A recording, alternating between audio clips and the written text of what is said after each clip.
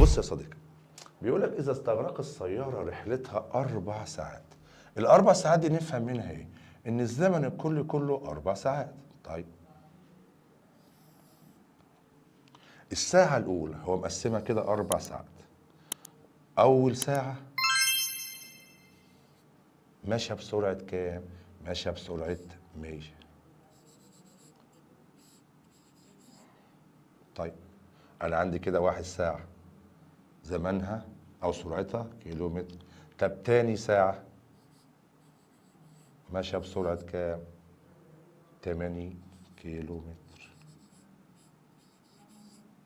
طب تالت ساعة استنى بقى، قال لك وفي كل من الثانية والثالثة 80. يعني كاتب لي رقم واحد بس هو مش لساعة واحدة، لساعتين. تمام؟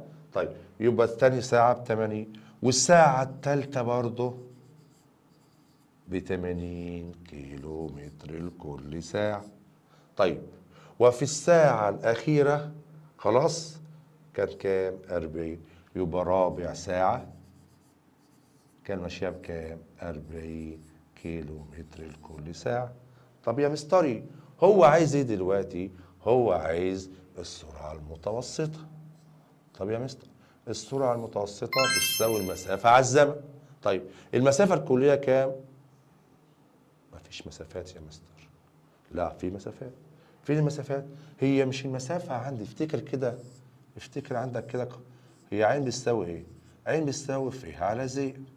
طيب لو عايز المسافة يبقى السرعة في الزمن، يبقى أول ساعة 100 يبقى المسافة الأولى ب 100. تاني ساعة 80 يبقى هنضرب ساعة في 80 ب 80. تالت ساعة ب 80. رابع ساعة هتبقى بكام؟ ب 40. دي كلها هتبقى بالكيلو متر. خلاص يا جماعة كده؟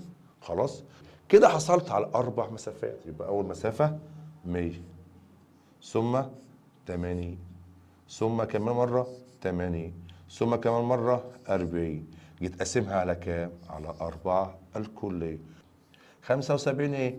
كيلو متر لكل ساعة.